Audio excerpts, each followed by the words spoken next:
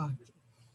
Boa tarde a todos e todas, quem está na live, quem vai nos assistir depois. Meu nome é Sandra Helena Pedroso, sou contadora, estou vice-presidente do Sindiconte Rio, e é um prazer recebê-los aqui, e principalmente a professora Cláudia Contígio, que é professora, especialista e mestre em gestão de terceiro setor, e hoje vamos conversar sobre governança corporativa e o terceiro setor.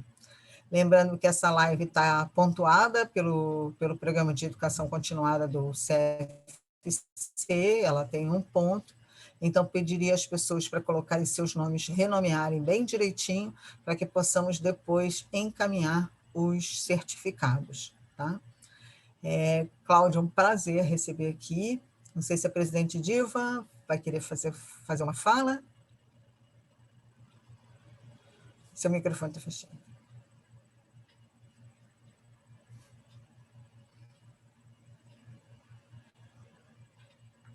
Vê se abriu agora. Abriu, né? Tá. É. Boa tarde aí a todos. Obrigada, Sandra, por mais essa live e também a participação da nossa palestrante, do professor que estará conosco, e a todos presentes hoje e aqueles que nos olharão, nos assistirão no futuro. Uma boa live aí para todos. Obrigada. Obrigada. Cláudia, a plateia é sua. Olá a todos, boa noite, né, a todos aí, boa tarde no Brasil, boa noite aqui em Portugal.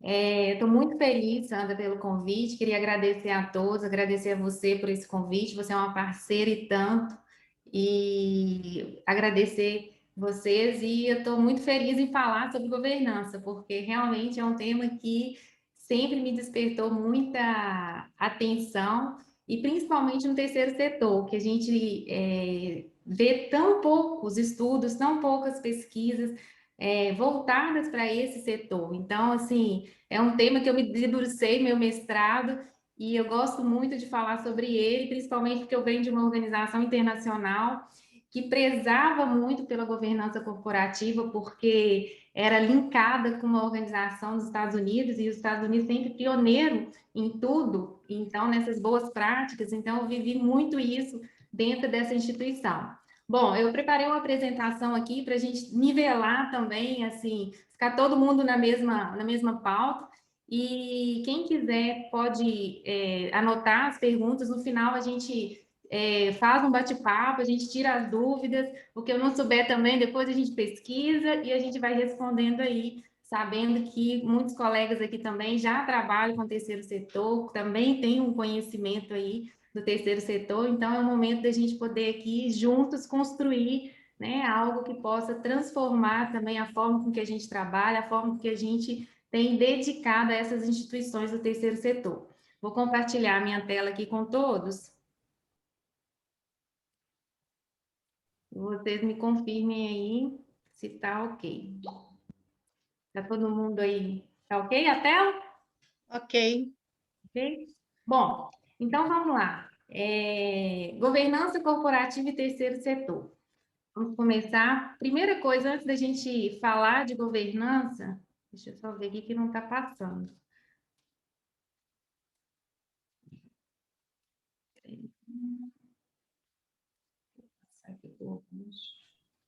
Bom, ok. Primeira coisa, para a gente falar de governança corporativa, a gente tem que voltar um pouquinho atrás na teoria. E a gente tem que falar um pouquinho da teoria da agência. E muitas vezes a gente já conhece a teoria da agência porque ela é uma teoria que surgiu nas empresas, né, por causa do conflito que existia entre o principal e o agente. E aqui eu coloquei aqui que é uma relação contratual que existe entre o principal, que é o quê? O proprietário da empresa, e o agente. O agente é quem? É o administrador, é aquele que está ali no dia a dia tomando as decisões dentro da empresa. Então, existe um contrato entre essas partes, né, que é o principal e o agente. E o agente, ele se compromete a realizar algumas tarefas para o principal. E o principal compromete-se o quê? A remunerar o agente. Mas nessa relação contratual entre o principal e o agente dentro das empresas, o proprietário e o gestor que está ali no dia a dia, e a gente vai linkar depois isso com o terceiro setor, existe um conflito. Mas que conflito é esse que existe entre o principal e o agente? É um conflito de interesse. E a gente sabe que existem conflitos de interesse. Se a gente olhar dentro da nossa própria casa, existe conflito de interesse, né? Entre o que o marido quer e o que a esposa quer. E muitas vezes a gente precisa ter mecanismos para se ajustar aos interesses. Então, não é diferente nas empresas. Então, existe um conflito entre o que o gestor que está lá tomando a decisão no dia a dia visa, porque ele visa o quê? O curto prazo, ele quer resultado imediato, ele quer resultado de curto prazo, e já o principal não, o principal pensa o quê? Na continuidade da empresa, então ele tem uma visão de longo prazo. Então aqui existe um conflito de visão. Então, enquanto a gente ele pensa no curto, a gente tem a visão do proprietário que pensa na continuidade, que pensa, né, na perenidade daquela empresa. Então, existe esse conflito.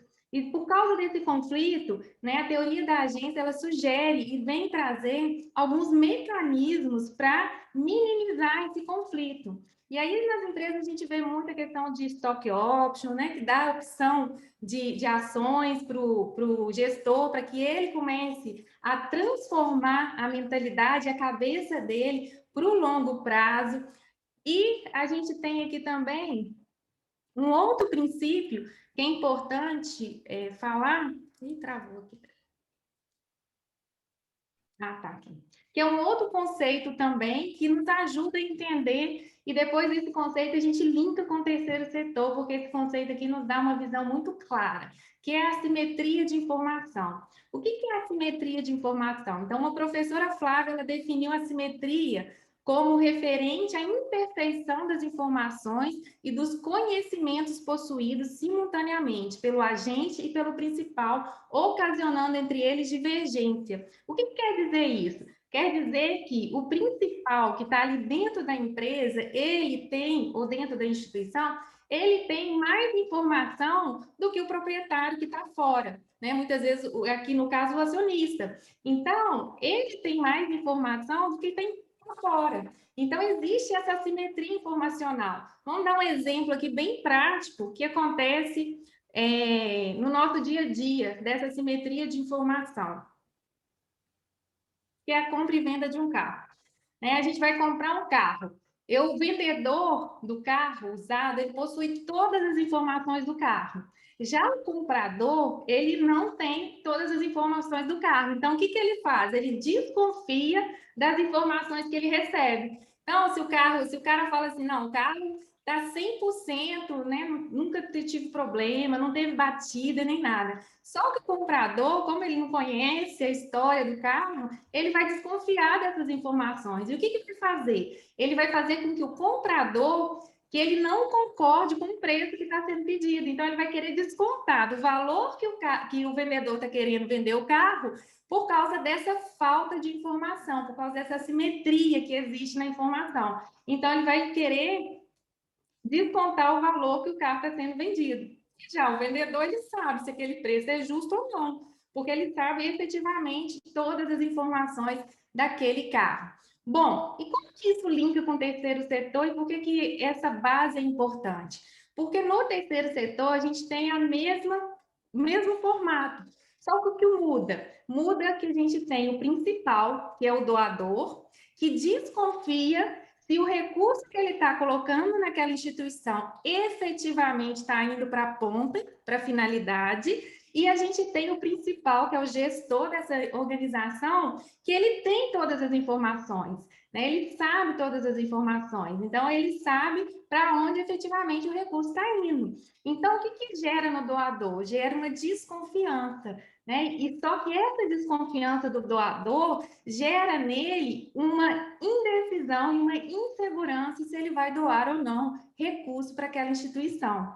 Então, uma pesquisa mostrou que o doador, quando ele não doa, é por causa que ele não tem confiança que o recurso está indo efetivamente para a ponta. Então, ele não doa para aquela instituição. Então, a governança, ela vem como esse mecanismo que vai ajudar na transparência das informações e vai tentar diminuir essa assimetria de informação, vai tentar diminuir essa desconfiança. E como que ela vai fazer isso? Agora deu. Bom, como que a governança vai fazer isso e o que é governança corporativa? Então, a gente tem diversos autores, diversas definições de governança corporativa. Mas a governança corporativa nada mais é que você ter princípios que vão se transformar em boas práticas de governança corporativa. E que princípios são esses? Né? Muitos falam pilares, mas eu entendo que são princípios, né? São princípios que você precisa se utilizar desses princípios para criar procedimentos de boas práticas. E esses princípios, eles vão nortear a organização como um todo, né? A estrutura organizacional como um todo. Porque muitas vezes a gente vê governança corporativa no papel, e a gente vê em muitas empresas também. Tem lá a governança linda, você baixa no site, tem um relatório, estrutura governamental, né? Tem tudo de governança, mas na prática, quando vai para dentro da organização, a gente sabe que não existe conselho independente, a gente sabe que não existe procedimentos, né, que vão dar segurança da aplicação do recurso, né? A gente sabe que existem diversos riscos que não são mitigados dentro daquela instituição, procedimentos, relatórios, prestação de contas que não são feitas de forma adequada. Então, a governança corporativa não é um papel, né? Não é um papel bonito lá no site, mostrando que se tem governança corporativa. A governança corporativa é muito maior que isso, é muito mais que isso. E ela não é uma coisa simples, né? Apesar dos princípios ser algo, né, que dão para a gente um norte de como fazer, de como introduzir isso dentro da organização, mas não é algo simples. Principalmente em organizações do terceiro setor, é algo complexo, né? Não é simples. Nas empresas é diferente, porque esse tema já é muito discutido nas empresas. Esse tema, né, faz parte de legislação. Então, as empresas são obrigadas a ter procedimentos de governança corporativa.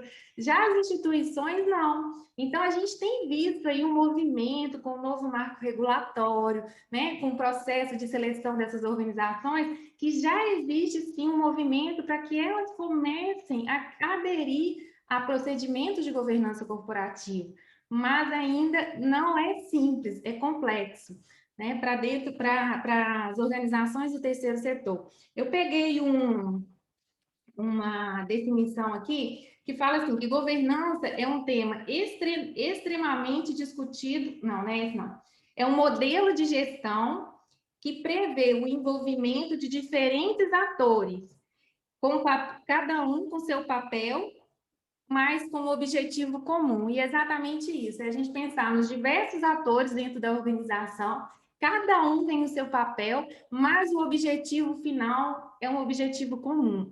Tem que ser o objetivo comum, que é a missão da organização, que é exatamente a gente conseguir demonstrar que aquela organização realmente é uma organização transparente, que ela realmente faz um trabalho diferenciado aí dentro do mercado. Bom, aí eu pus aqui para vocês. Bom, aqui tá. Vamos lá. E aí eu pus aqui os principais princípios, e esses princípios são os ou pilares, eu gosto mais de princípio, que é o que o IBGC ele define. E esses princípios, ele fala sobre a transparência, equidade, prestação de contas e responsabilidade corporativa. Mas são muitos outros princípios. Esses aqui são, vamos dizer assim, o consenso comum são os primordiais, que não podem faltar. Mas existem outros princípios também que é requerido, que é necessário que essas organizações também prestem atenção nesses princípios. Que princípio é esse de transparência? Transparência é mais do que obrigação, é o desejo de informar. A gente vê que a realidade no nosso contexto do terceiro setor é diferente, né? As informações são dadas quando é obrigado. Quando a legislação nos obriga a dar tal informação, a gente dá. Mas a governança corporativa vem falar aqui que não, que a transparência quer dizer que você faz por causa que você deseja informar. Você entende que aquela informação ela é relevante para os seus stakeholders, ela é relevante para a sua parte interessada, então você vai dar informação para aquele stakeholder. Então, aqui a transparência é muito mais que uma obrigação legal. E o que a gente vê hoje é só cumprimento de obrigações legais. Então, é uma mudança de mentalidade que a gente precisa ter. Tem a questão da equidade, que não só entre sócios de capital, aqui mais também as outras partes interessadas, né, que todos têm o mesmo aqui direito, né, de igualdade nas informações. Prestação de contas. Quem recebe o mandato tem o dever de prestar contas, e aqui não é só prestar conta financeira, né, que a gente está acostumado com isso, prestação de contas contábil, financeira. Não, não é prestação de contas somente, né? A financeira também, mas aqui é dos atos, né? Prestar conta das suas decisões, dos seus atos, daquilo que você está na sua tomada de decisão, que está respaldando as suas decisões, né? Como você tem tomado as decisões dentro dessa instituição, né? Através de quê? Privilégios, né? Através de indicação ou através de um processo independente, transparente. Então, essa prestação de contas aqui é muito mais ampla.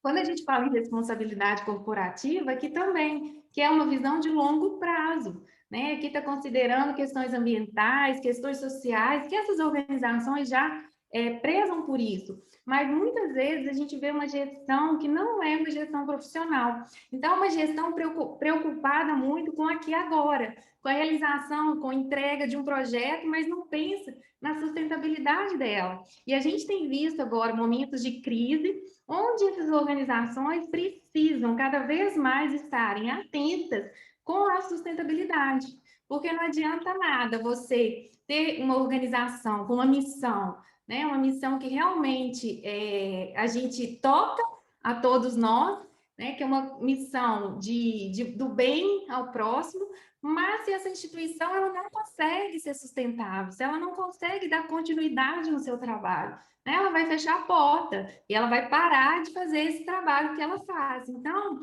a sustentabilidade nunca foi tão falada hoje como hoje em dia é falada. E o que eu vejo de governança corporativa, que é esse movimento que está acontecendo hoje no terceiro setor. A gente sabe que essas organizações, elas vivem de doações. E essas doações podem ser públicas, pessoa física, de empresas. E eu estou vendo um movimento muito grande dessas doações relacionadas com empresas privadas. E as empresas privadas têm uma linguagem corporativa de governança, de procedimentos, e essas empresas, para fechar parcerias com essas instituições, elas precisam falar essa linguagem dessas empresas, porque não adianta uma instituição não conversar com uma empresa privada na mesma linguagem. Então, ela precisa agora, cada vez mais, se adequar a esse novo modelo de gestão, a esse novo modelo de gestão profissional, para que ela consiga, sim, essas parcerias com as empresas privadas, porque senão ela vai continuar naquele mesmo ciclo, na dependência de um doador ou do governo, na dependência de algum projeto específico. E não é isso que vai garantir para ela a sustentabilidade. Então, ela está indo, eu estou vendo assim, que existe esse movimento onde as empresas estão sendo cobradas também, porque as empresas são cobradas para essa parte social, para essa parte ambiental,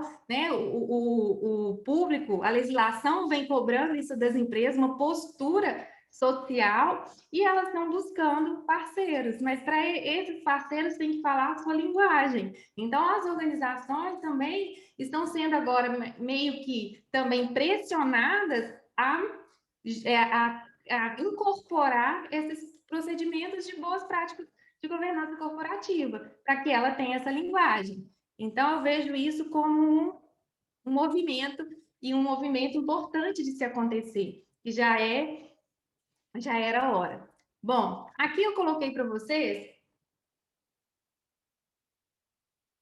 Esse aqui é até uma estrutura que o IBGC tem sobre o sistema de governança, mas aqui está muito voltado para uma empresa, mas nos dá um norte aqui de como funciona, porque a governança ela não é limitada a uma área de uma organização, a um departamento, mas ela é algo que abrange toda a estrutura organizacional, e aqui a gente vê que dentro do conselho de acionistas e cotistas, a gente vê o conselho fiscal, a gente vê que é independente, como, né, uma boa prática, porque a independência do conselho a gente vê isso nos estatutos, mas a gente vê um conselho que muitas vezes ele não é independente, ele não tem autonomia. Então, aqui a gente precisa atentar para esses tópicos. E aí a gente tem aqui um conselho, a gente tem o presidente executivo, que é aquele presidente que vai prestar contas e linkado com uma organização do terceiro setor. Aqui seria o gestor dessa organização, e esse gestor ele é cobrado, e esse gestor tem que prestar contas, né? E a gente tem os executivos logo abaixo, que também tem que prestar contas também dos seus atos, das suas decisões. Paralelo ao conselho, como uma boa prática de governança, tem os comitês. E esses comitês vão dar suporte ao conselho de administração. Em algumas organizações mais internacionais, é exigência dessas organizações que elas tenham comitês consultivos, comitês financeiro, comitê de RH, que é uma boa prática, para que eles possam ali sugerir melhorias de procedimentos que depois só vão levar essas mudanças para o conselho para ele aprovar. Mas esse comitê ele tem uma autonomia ali de tratar alguns assuntos que vão agilizar o processo na tomada de decisão do conselho de administração. A gente tem uma auditoria independente e a gente tem uma auditoria interna. Então, vendo aqui na estrutura de uma organização, a gente vê que a governança ela perpassa por todo o processo, toda a estrutura organizacional. E eu trouxe uma aqui mais simples, mas pensando numa instituição do terceiro setor, que é a governança, ela vem desde o processo da ideologia, que é aqui onde vai estar a missão dessa instituição, onde vai estar os seus valores. Então, aqui na ideologia, a gente já tem que ter procedimentos de governança, a visão da organização, né? Qual é a visão dessa organização? Existe alinhamento de visão entre as áreas dentro dessa organização, a missão dessa organização, qual é a missão dela, né? O que ela quer, qual o resultado, o que ela quer alcançar, o que ela vai alcançar, qual é a missão, o que ela vai fazer mesmo para gerar os resultados que ela quer gerar na sociedade ou na comunidade. Então, aqui na ideologia, a gente já precisa ter boas práticas de governança. Dentro da Assembleia e dos conselhos também a gente precisa, né, de criar boas práticas de governança. A gente precisa, por exemplo, de um código de ética, e esse código de ética não pode, vamos colocar assim, a base do código de ética, ele tem princípios que são comuns, talvez, às organizações, mas o código de ética não pode ser Ctrl+C, Ctrl+V. Cada organização tem o seu valor, cada organização tem a sua missão, né? E a gente vê muito isso acontecer com o estatuto, né? O estatuto copia e cola, e é o mesmo estatuto, mas você não entende aquela realidade daquela instituição. E a gente precisa entender a realidade da instituição, onde vai se criar boas práticas de governança dentro do estatuto daquela instituição. E aí a gente tem a Assembleia, os conselhos e a gestão executiva, que é exatamente, o que é a gestão executiva? São as áreas dentro de uma instituição do terceiro setor. Claro que, pensando, eu falo que governança, existe um modelo de gestão, mas que a gente precisa saber que não é Ctrl+C, Ctrl+V, que não é porque tem uma, vou lá e jogo noutra, não é assim. A gente tem que respeitar as particularidades de cada instituição e a gente precisa criar processos de governança que são daquela instituição. A base pode ser, o padrão pode ser, a gente tem um padrão estabelecido, mas não é igual. A gente precisa se atentar para cada missão, para cada valor, para cada estrutura organizacional, né? Não dá para ir lá e pegar uma coisa que existe numa e colocar na outra, sem a gente conhecer o contexto daquela organização.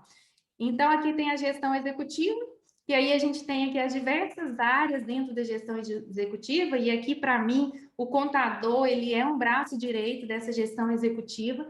Quando a gente tem um contador dentro da instituição, ele faz parte da gestão executiva, e quando o contador está fora, ele também, né, ele é um stakeholder, mas ele é também um braço dessa organização, porque ele detém as informações daquela organização, e é ele que vai dar o suporte para essa gestão profissional, para esses gestores na tomada de decisão. É ele que vai ajudar na comunicação das informações junto aos stakeholders.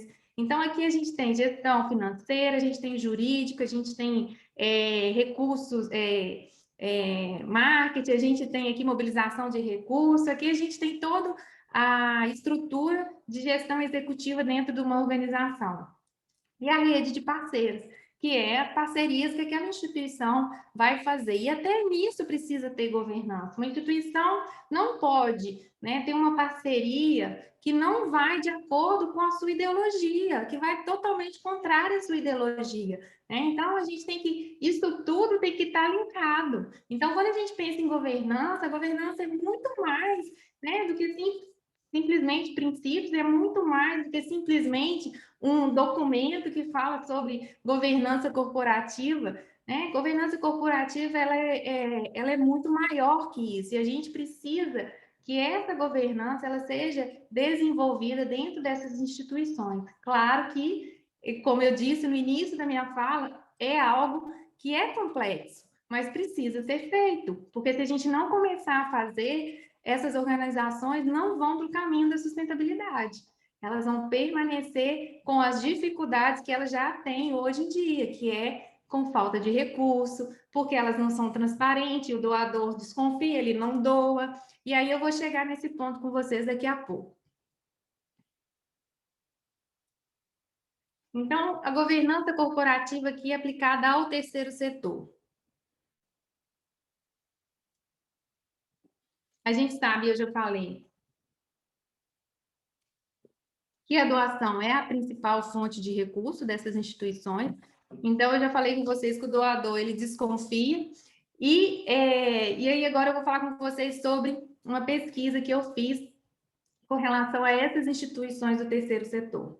Bom, eu fiz uma pesquisa com 95 instituições do terceiro setor, eu criei um indicador de governança corporativa e peguei esse indicador e apliquei durante 5 anos em 100 instituições. Foram 95 que eu consegui no final, porque 5 no meio do caminho ou fechou ou não tive um relatório para chegar nos resultados.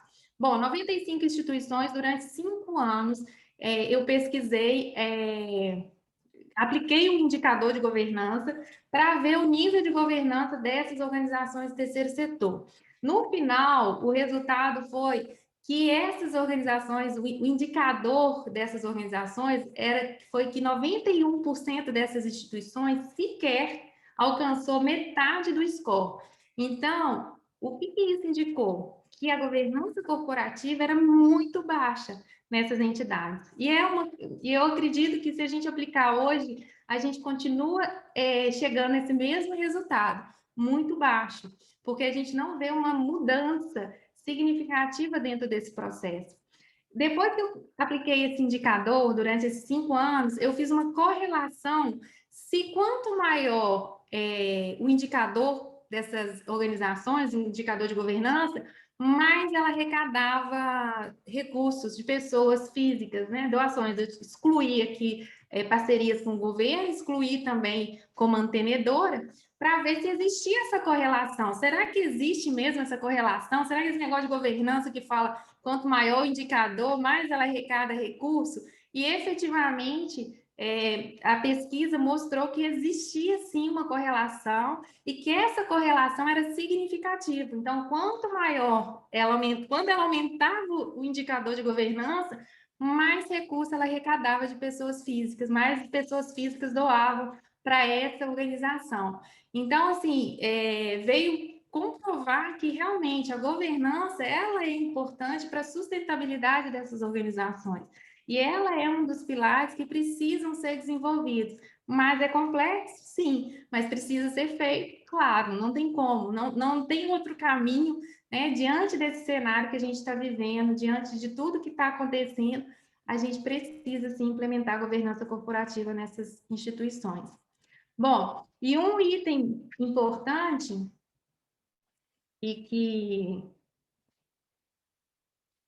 E aí o que eu coloco que o cenário que a gente tem hoje é otimista? Sim, para mim é muito otimista. Por quê? A gente vê uma série de benefícios, né, que o doador ele tem para que ele doe. A gente vê uma série de benefícios, né, que essas instituições elas recebem e elas têm uma série de benefícios. Eu vejo um cenário otimista, mas falta o quê para essas organizações? Continua que falta profissionalismo, falta transparência. Então, a gente tem um cenário propenso a isso, mas a gente falta profissionalismo, a gente ainda falta transparência nessas organizações.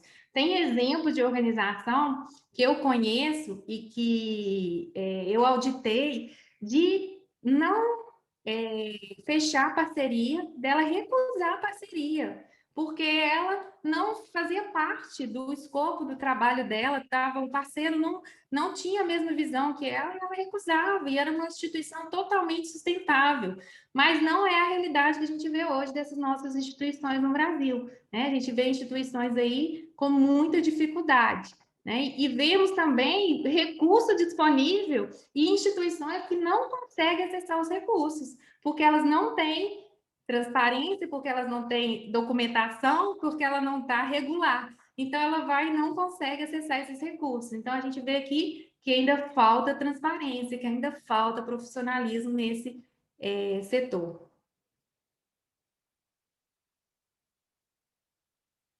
E a governança vem para isso, para quebrar esse paradigma, para ajudar essas instituições e ajudar nessa transparência de informação, onde elas vão aplicar esses princípios e vão fazer isso para que essas instituições sejam vistas de forma transparente. Mas como assim, Cláudia? Através de relatórios, através de website, através de código de conduta, através de uma série de procedimentos que essas organizações vão aderir e vão praticar e que vai fazer com que ela se torne visível através de relatórios. Por exemplo, existe um relatório que, claro que não é a realidade de todas as organizações, mas o Global Report Initiative, que é um relatório internacional, onde existe esse envolvimento dos stakeholders na construção, né? Eles participam da construção dessa visão dentro desse relatório. Então, esse relatório é um relatório que gera transparência, gera credibilidade para essas organizações.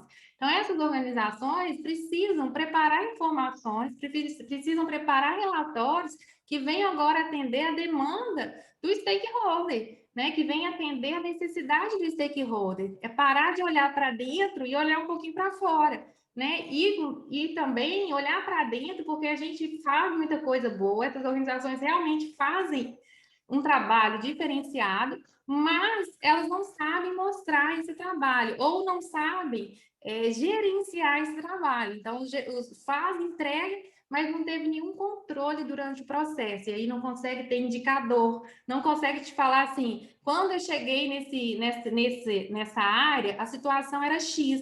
Quando eu saí e executei meu projeto, a situação é Y. Mas ela não mediu, ela não diagnosticou na entrada, como que ela vai dar um diagnóstico na saída? Ela não consegue ter esse indicador. Então, é preciso que sim, que ela comece a aderir esses princípios e essa prática. E aqui, sobre as doações, que eu falei com vocês do indicador. E aqui um ponto importantíssimo que eu gosto muito de falar com o contador. A dimensão que mais influenciou as doações foi a dimensão, dentro das dimensões que eu pesquisei, foram 5 dimensões, que foi evidenciação, estrutura do conselho, ética e conflito de interesse, retorno social, direito e propriedades. A dimensão que mais influenciou a doação foi a dimensão evidenciação. E dentro dessa dimensão, o que estava lá? Relatórios contábeis, informações contábeis, transparência, nota explicativa. Eram informações que estão relacionadas com o papel da contabilidade, com o papel nosso, da informação contábil que é emitida, que é para o usuário da contabilidade. Então, é uma forma que nos mostra que o nosso papel de contador é ainda mais relevante para essas instituições. Né? É importantíssimo o nosso papel dentro dessas instituições. Então, isso mostra que a gente tem, sim, esse papel fundamental para ajudar essas instituições, não só na questão da governança, das informações, mas também a gente vê aí na questão até das doações, de instruir os nossos clientes, né, sobre a questão de doar recursos, a possibilidade dessa doação. Então, a gente tem aí uma série de possibilidades que a gente pode aí estar abraçando, né, para ajudar essas organizações.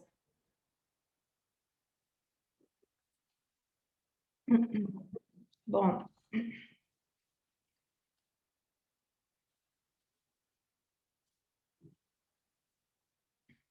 bom, ai, dentro desse... Então, dentro desse cenário, de tudo que a gente foi falando aqui, que eu fui conversando, eu vejo que o profissionalismo é a chave do sucesso para as organizações do terceiro setor, né? Com a aderência aí de boas práticas de governança, porque o cenário nos mostra que não tem outro caminho, não só para as empresas, mas também para as instituições do terceiro setor. E para elas serem instituições sustentáveis, elas precisam aderir a essas boas práticas de governança corporativa. Bom, eu queria abrir aqui para...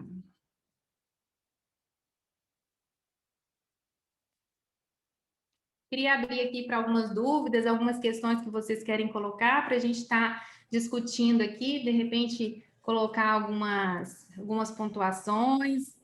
Tem alguma coisa que vocês querem? Cláudia, a perguntadeira aqui. Olha só, Ah, uma questão aí que eu gostei muito desse formato que você apresentou, o organograma. Ele é pelo menos entendi como um formato que você traz para dentro da Assembleia a missão e a visão, né? Achei essa coisa da ideologia, achei muito interessante. E uma coisa, quando você fala lá que o contador na gestão, não entendi bem. tá. Principalmente quando ele é terceiro. Sim, sim. O que eu falei que contador da gestão a grande parte de organizações, que são organizações maiores, elas já têm um contador dentro da instituição. Então, ele é Tá, um contador contratado. Então, ele faz parte dentro da instituição, então ele faz parte da gestão daquela organização. Então, ele faz parte da gestão tá. executiva nessas organizações. Se a gente Entendi. Tá. for para o outro caminho, que é o caminho do terceirizado, aí ele já é um braço, que eu falei, ele é um braço direito, que vai ajudar na Entendi. gestão dessas organizações, porque ele detém conhecimentos que o gestor não tem, por causa até da profissão mesmo. Então, o contador vai ser esse braço direito que vai ajudar esse gestor dentro da tomada de decisão e dentro das informações que precisam para os stakeholders. Tá. Mas e aí, quando ele está dentro da gestão, ele fica na mesma, vamos dizer assim, na mesma situação que, por exemplo, um gerente. Sim, sim, ele seria um gerente dentro da instituição, por isso que ele faz parte da gestão executiva. Entendi. Tá. E como é que você está vendo essa questão da LGPD com a governança?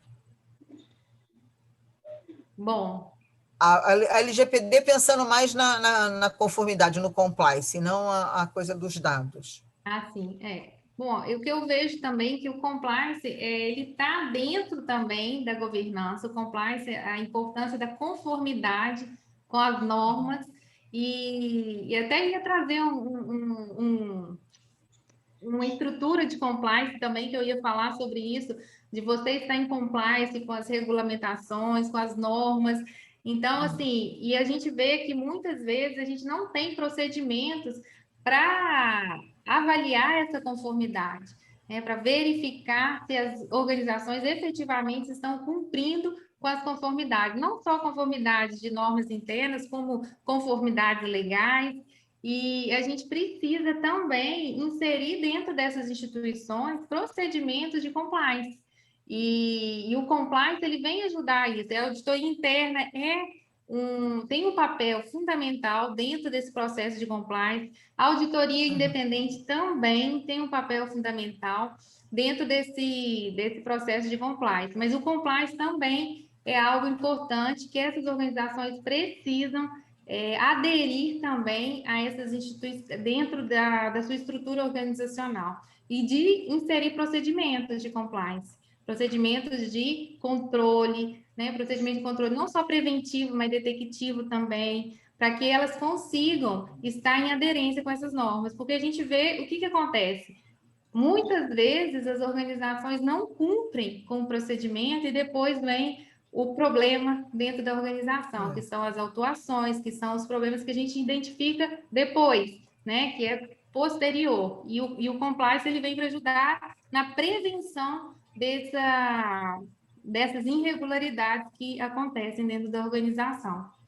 Eu tinha até uma estrutura aqui que eu gosto muito de compliance. Eu até escrevi um capítulo para o Conselho Regional de Contabilidade, tem um capítulo lá no livro sobre compliance no terceiro setor. E aí a gente aborda toda a estrutura organizacional do terceiro setor e sobre essas boas práticas de compliance também para essas instituições. Ah, legal. Depois, se você puder mandar para a gente. Sandra, Alguém quer fazer alguma... Sandra. Oi, Diva. Eu quero ver com ela essa parte do código de ética, se ela tem aí alguma orientação para iniciar a elaboração de um código de ética. Bom, eu acho que, dependendo da instituição, primeiro ponto, precisa conhecer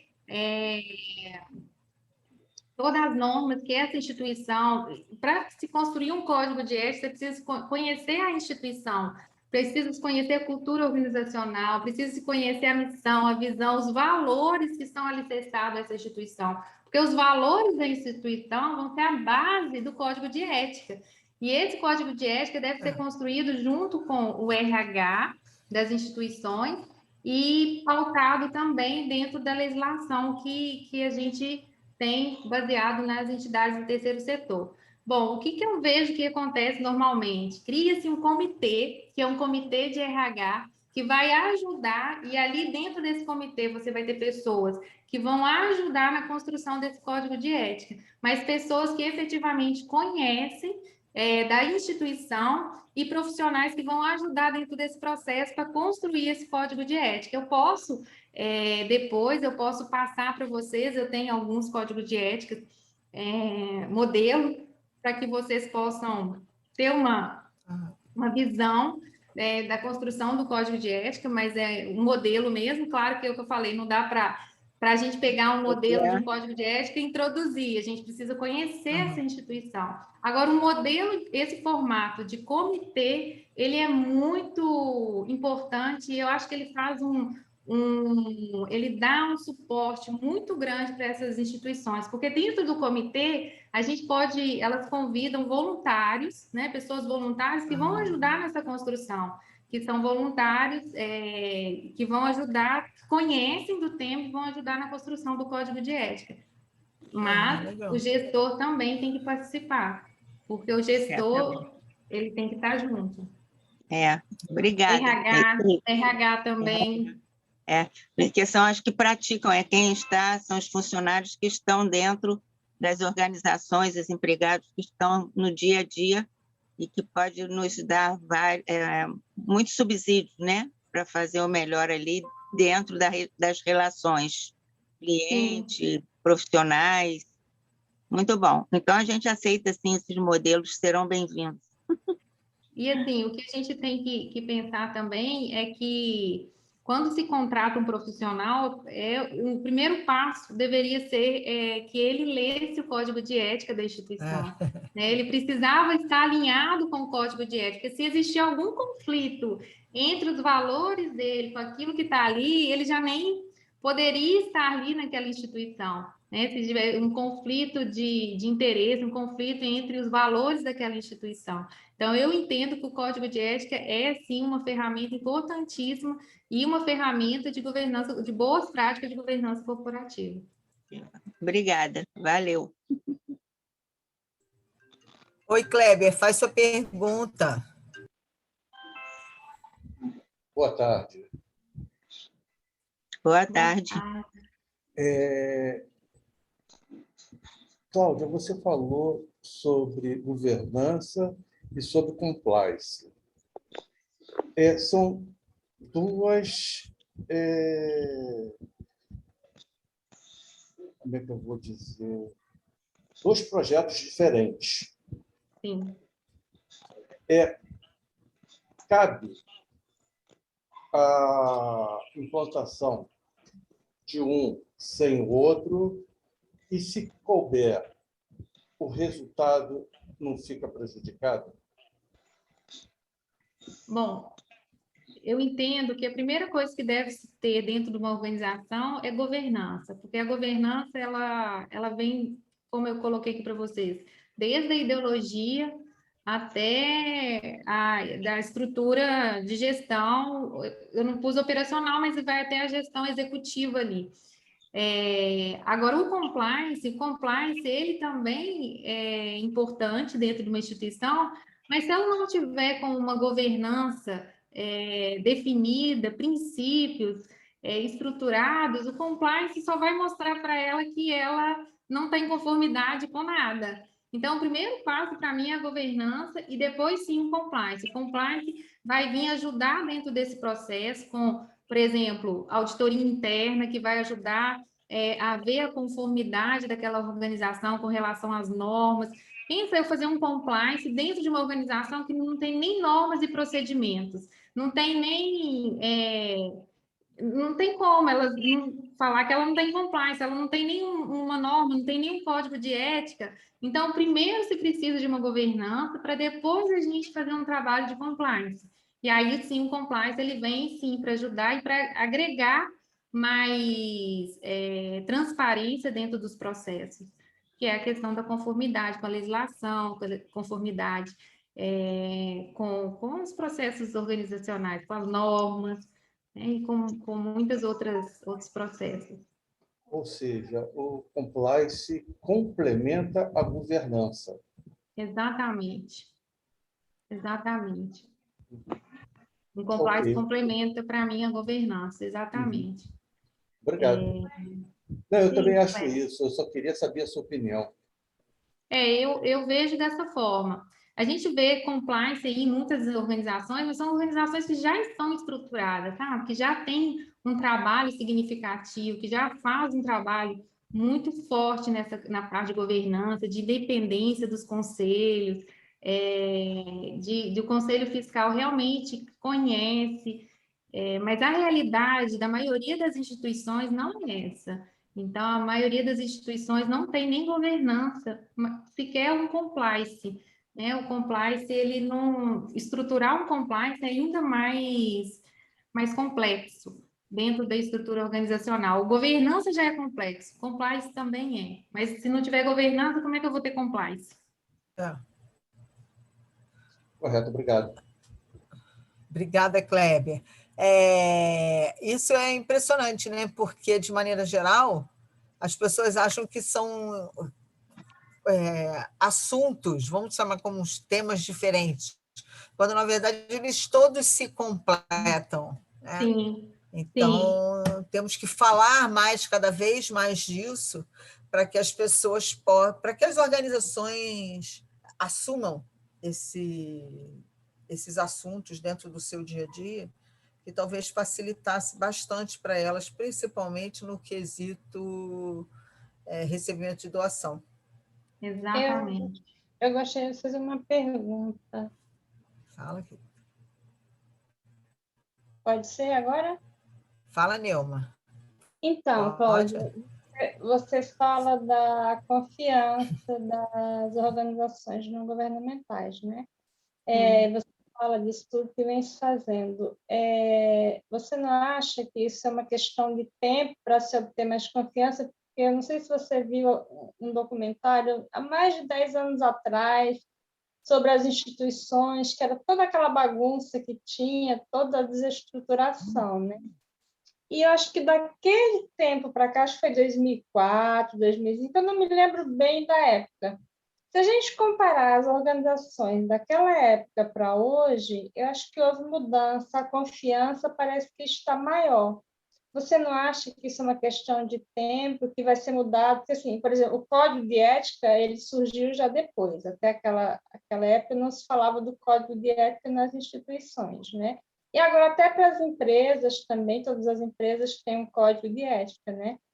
Você acha que com o tempo, com essas mudanças, com tudo que se vem construindo, a gente pode ter um grau de confiança maior nas organizações? Então, eu acho assim que esses temas, quando surgem, e esses problemas, né, que aparecem aí na mídia, geram uma desconfiança ainda maior. Eu acho que é aí que gera um trabalho maior das organizações de serem mais transparentes, né, e mostrar que ela não faz parte dessas organizações. E que a gente for olhar é a minoria, né? São pouquíssimas instituições que estão caminhando para esse lado aí da fraude, e que a gente vê que a maioria realmente são organizações sérias, que fazem um trabalho. Agora, eu tenho comigo que o tempo não resolve. E eu falo isso até na nossa vida pessoal. Quando a gente está com um problema, a gente fala assim, vamos deixar que o tempo vai resolver. Não, não resolve, o problema só vai aumentando.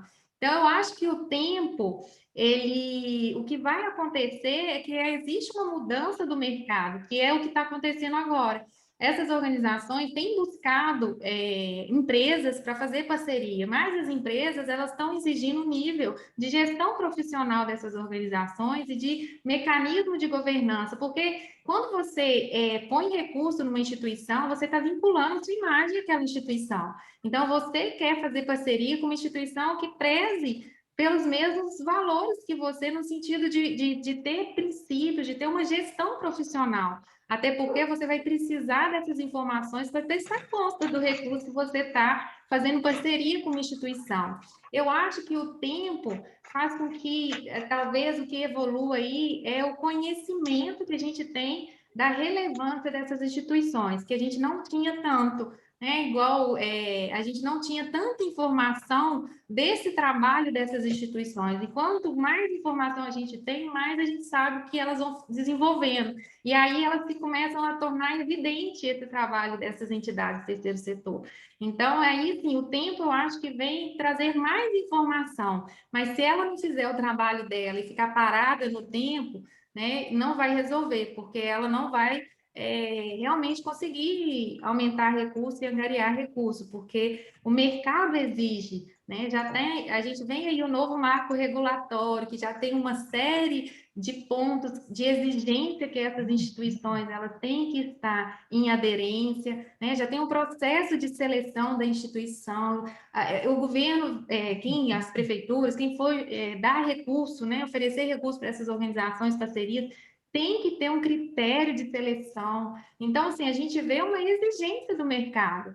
Então, elas precisam realmente aderir a esse mecanismo, e aquelas que aderirem e fizerem isso de forma transparente, elas vão sair na frente com as parcerias, vão sair na frente com as oportunidades.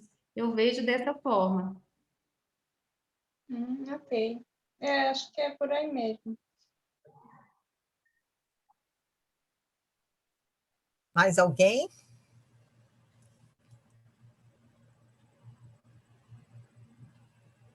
Eu acho que uma outra coisa com relação... Professor Ricardo, quer fazer uma pergunta?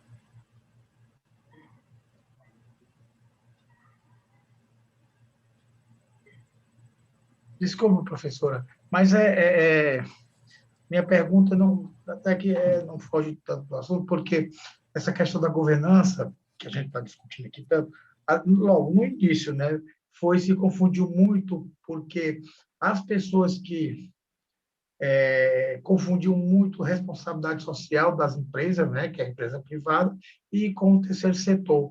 E muitas empresas, elas foram criadas por motivos emocionais, as empresas do terceiro setor, e não havia, digamos, uma governança, como a professora tanto citou aí na sua palestra, digamos, enquanto profissional, certo?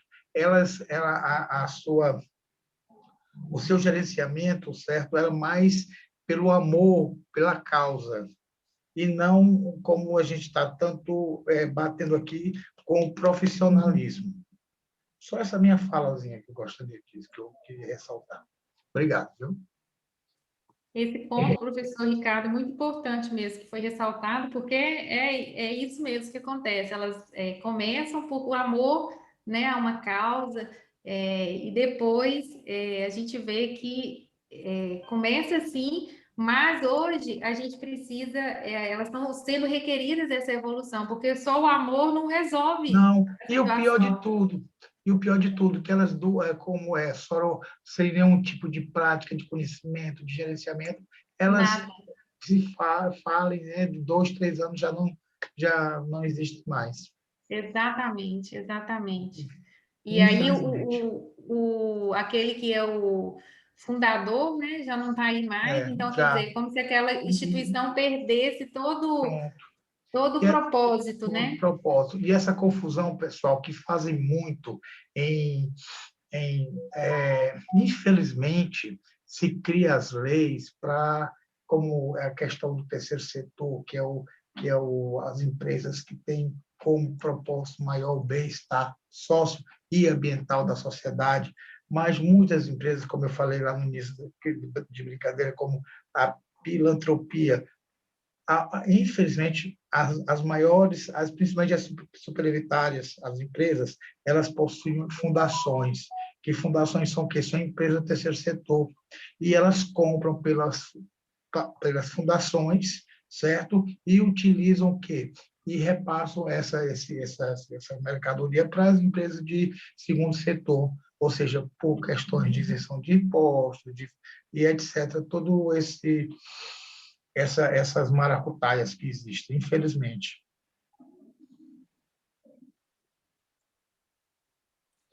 Eu faço uma palestra. Nós que atuamos nesse terceiro setor, temos que cada vez mais combater essa questão da filantropia, né? Porque tem muito processo, projetos e ações muito bonitas, né? Você Gente, tem aí diversas organizações aqui, olha, internacionais. gente, e o pior de tudo, professorinha, desculpa, professora Sandra, é só um exemplo aqui, eu moro aqui em frente à cidade de Teresina, capital do Piauí, eu moro aqui na cidade de Timon, Maranhão. E aí que uma pessoa criou a Associação das Catadoras do Coco Babaçu da região meio norte. Isso ele criou, formalizou, foi em cartório, vinha dinheiro da Alemanha, vinha dinheiro dos Estados Unidos, porque ele passava todo, tirava foto lá de pessoas, não tinha uma catadora, nenhuma quebradeira de coco, desculpa, quebradeira de coco de Babaçu. Ou seja, usando, mais uma vez, o nome do terceiro setor para enriquecer de maneira ilícita. Infelizmente, existem essas. Temos que separar o joio do trigo, infelizmente. Então, É aqui eu sempre achei uma pena, né? Infelizmente, assim, acaba que quando acontece alguma coisa ruim, meu marido até fala isso, a gente olha mais para a luzinha apagada do que para as outras que estão acesas. Às vezes na árvore de Natal tem milhares de luzinhas acesas, mas uma apagada a gente vai só olhar para aquela que está apagada. Incomoda, Exatamente, a gente precisa olhar para aquelas luzinhas acesas que são essas instituições que realmente estão fazendo um trabalho sério e diferenciado. Eu falo como auditora, eu auditei muitas organizações, eu viajei muito, o Brasil inteiro, organizações de todo o porte, desde aquelas pequenininhas, do interiorzão, que eu dormi em rede, que não tinha nem hotel, desde organizações internacionais que eram linkadas aos Estados Unidos e outras organizações de outros países.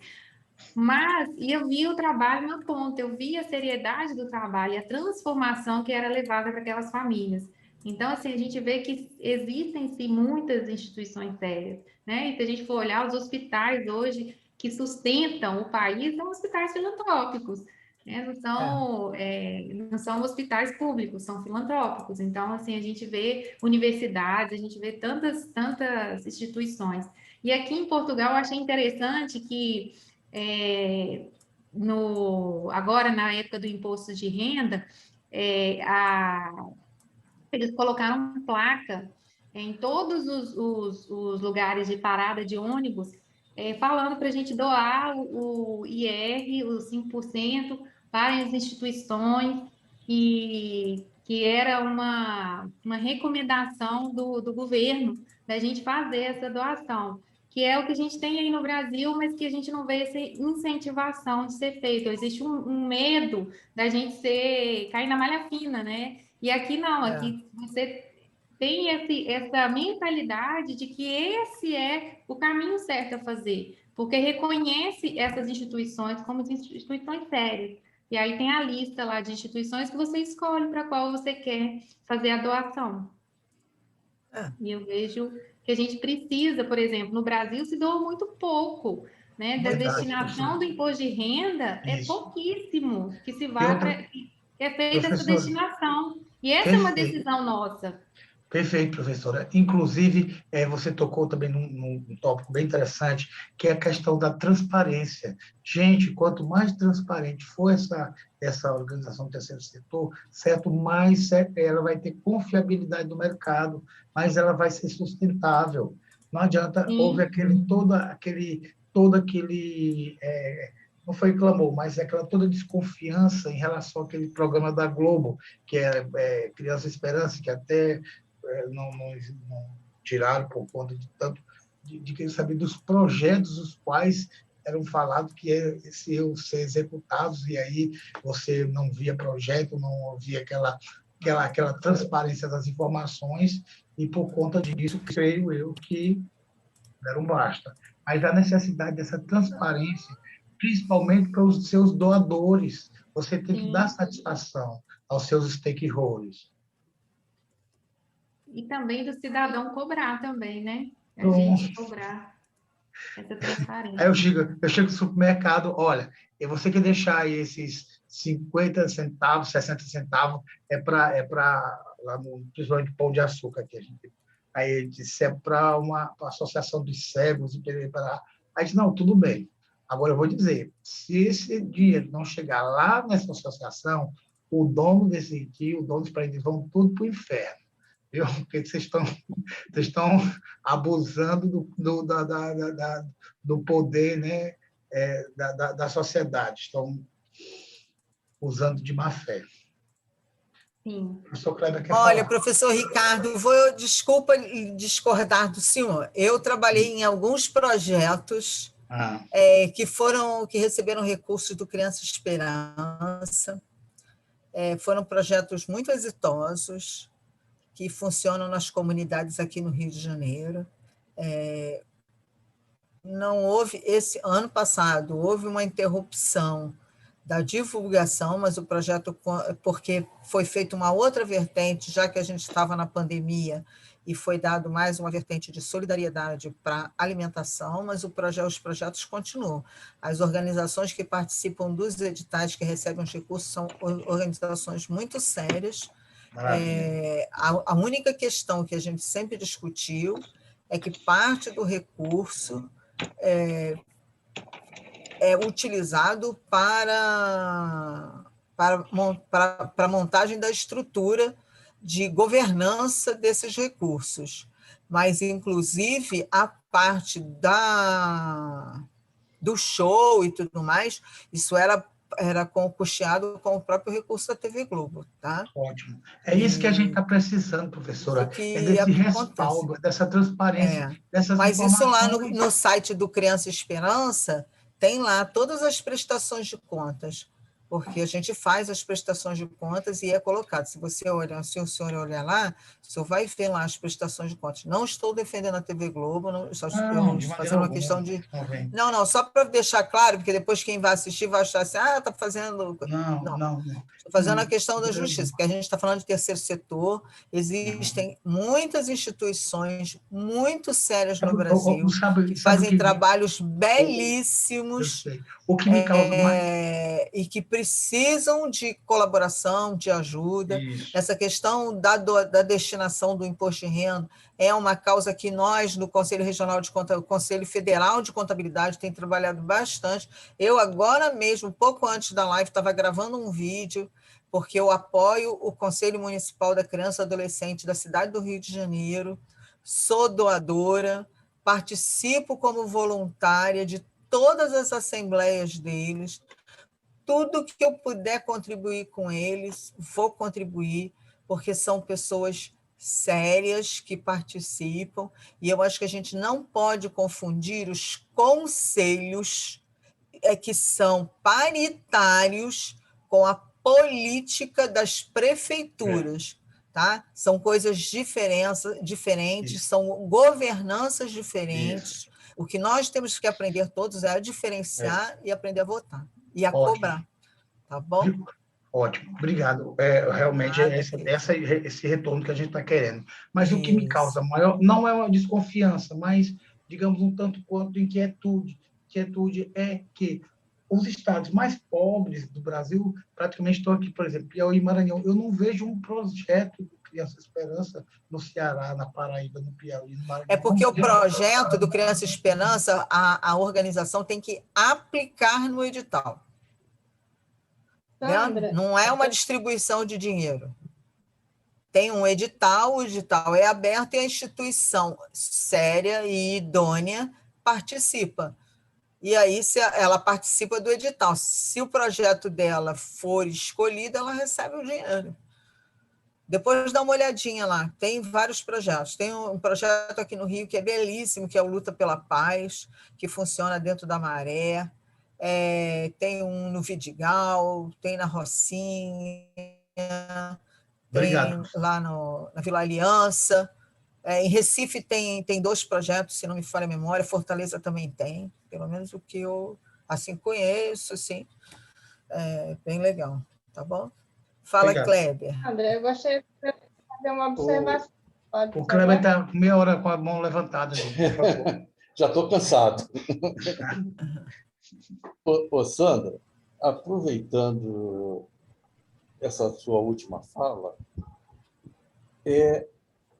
você deve ser uma das raras pessoas que conhece, tá,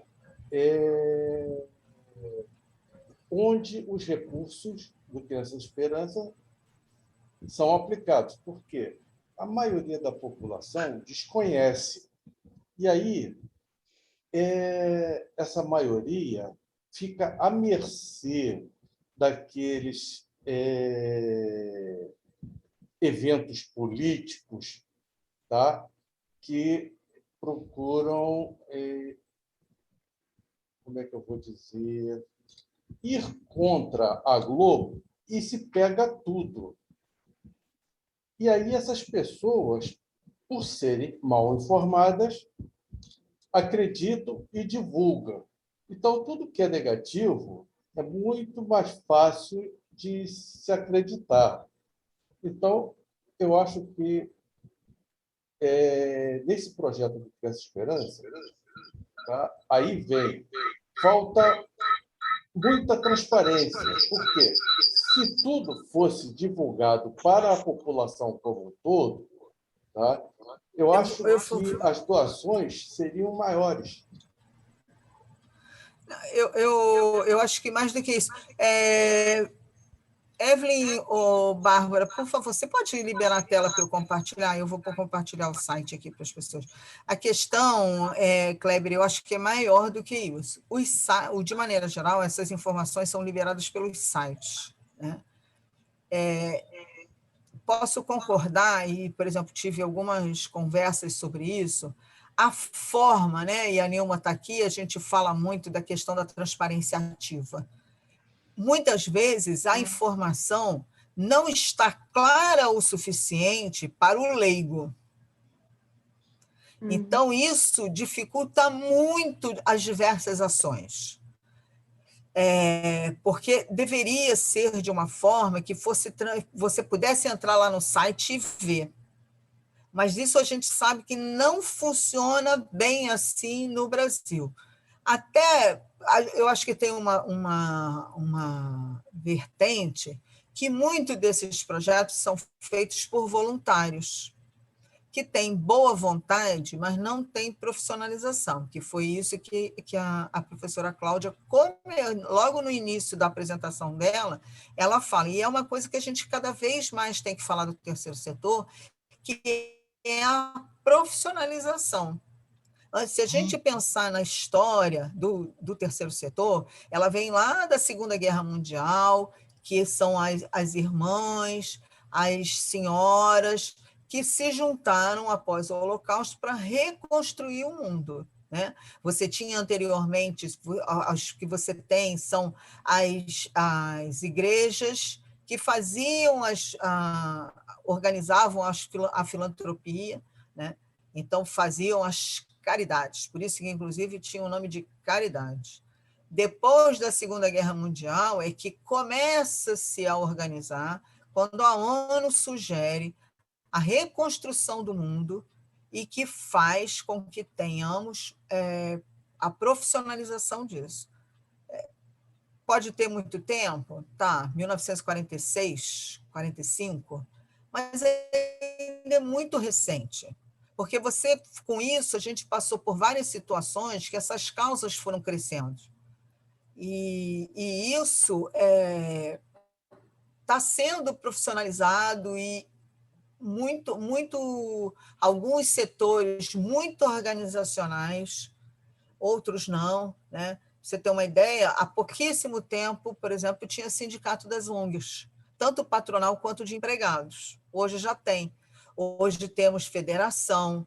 Então, foram coisas que foram construindo. Por quê? Porque ela não tinha uma legislação específica. Hoje a gente tem.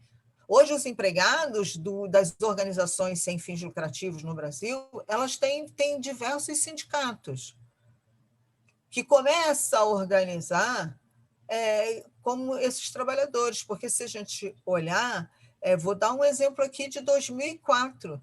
2004 a gente não tinha sindicato para os empregados. E você usava a legislação e usava as diversas ações de um trabalhador comum. Hoje não. Então, se a gente olhar, eu estou falando de 2004, nós estamos em 2021. É tudo muito recente, até porque eu acho que muito da sociedade se omitiu para isso, porque sempre entendeu como uma caridade.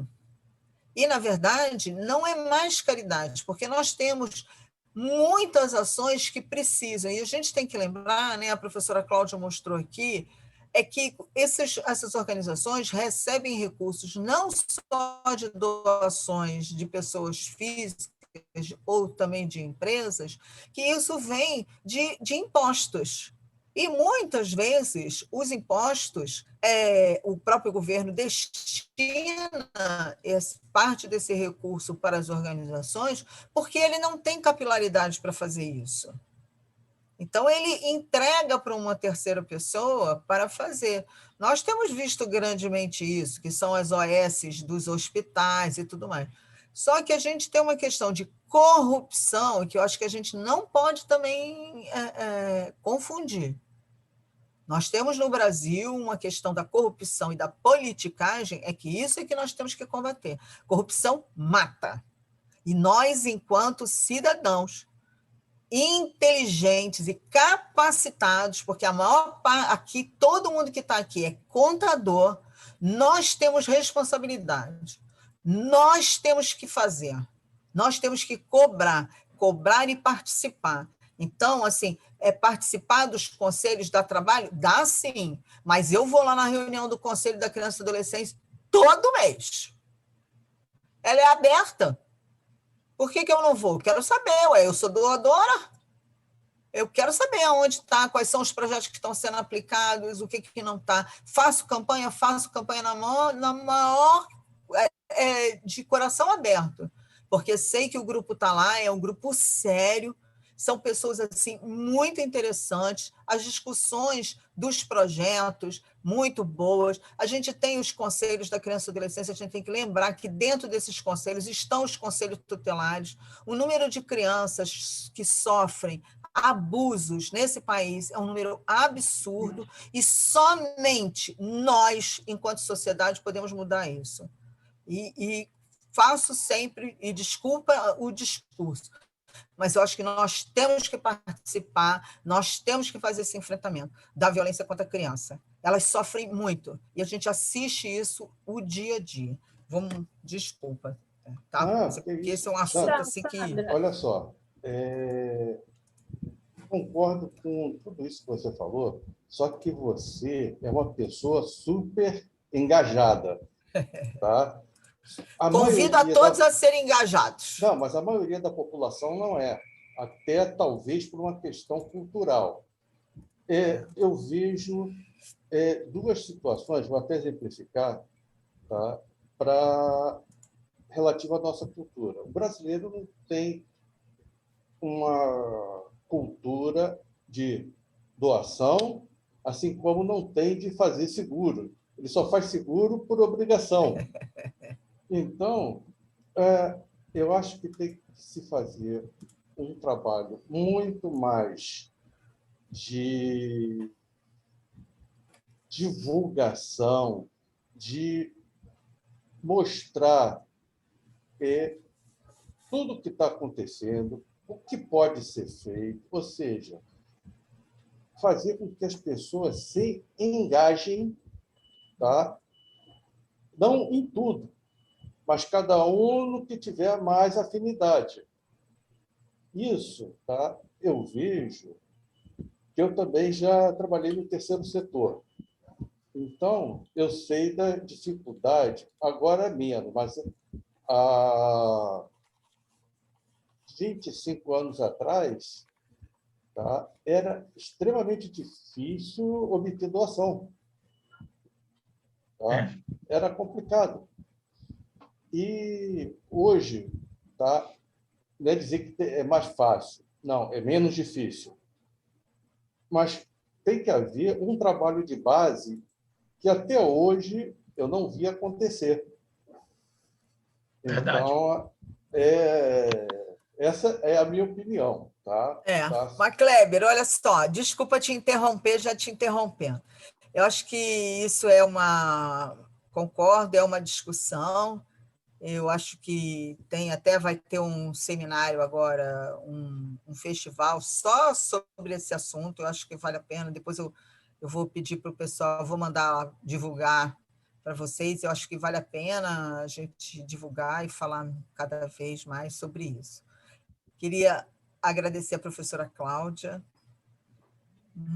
Foi excelente. Acho que a gente tem que falar mais sobre isso.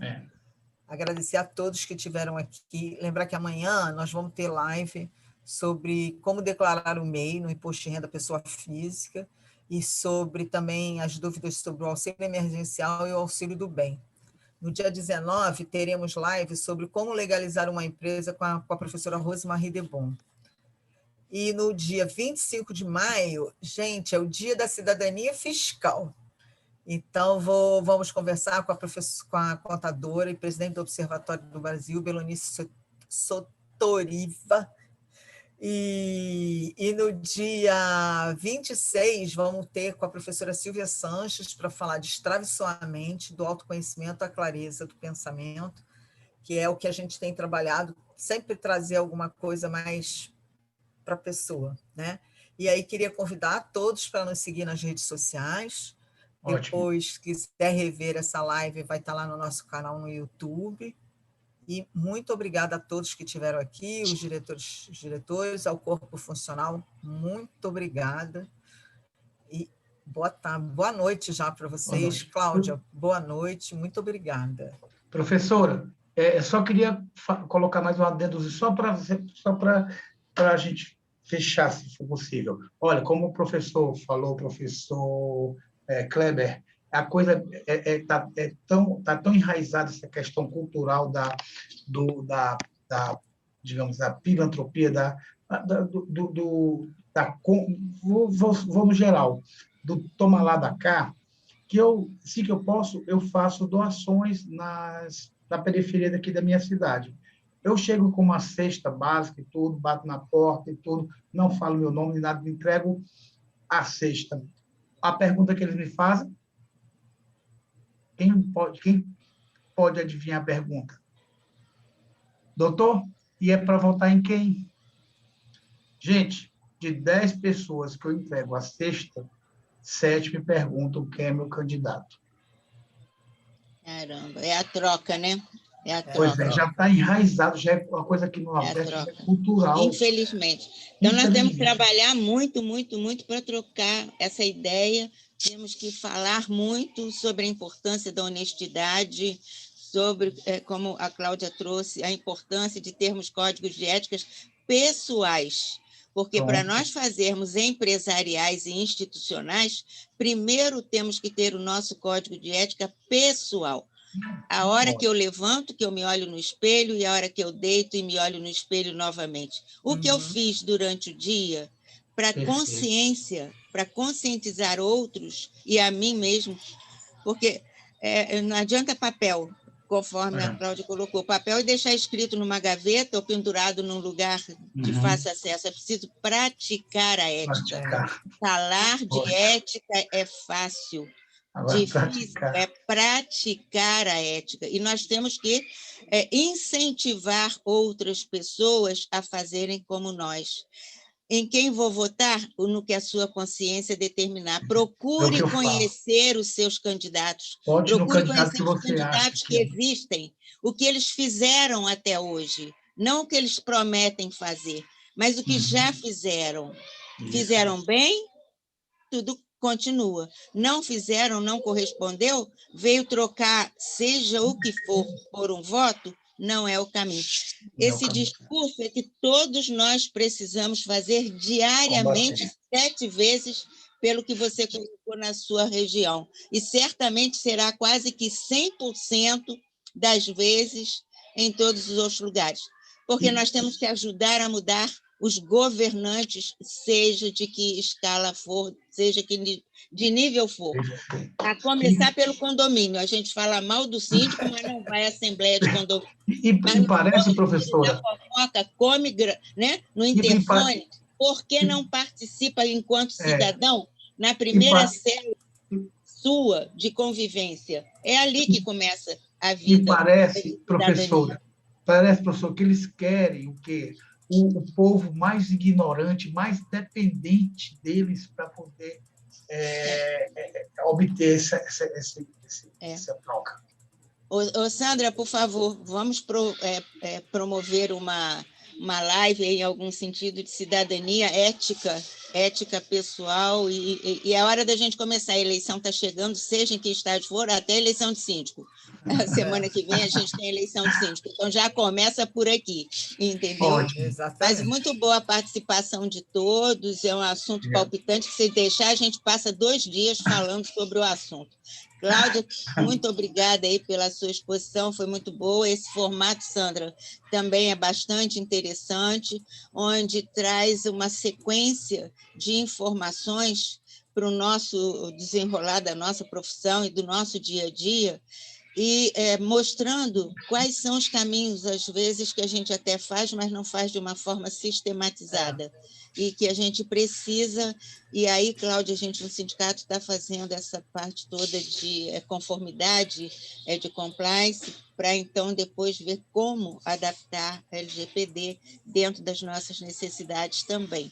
E isso todas nós podemos levar para dentro de casa e incentivando. E você trouxe aí um roteiro bastante interessante, informações que foram muito válidas. Obrigada aí pela sua participação.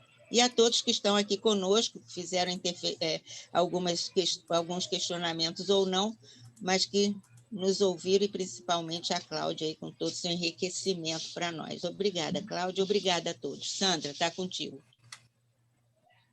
Eu agradeço o convite à professora Sandra, agradeço o sindicato e coloco-me à disposição de vocês. No que precisar, eu estou aqui, podem mandar, que eu ajudo aí, respondo e auxilio vocês. Ai, muito bom. Obrigada. Bom. Muito obrigada, Cláudia. Obrigada a todos e todas que estiveram aqui. Tenha uma boa noite. Boa noite. Boa noite, professora. Boa noite. Boa noite. Tchau a todos. Obrigada.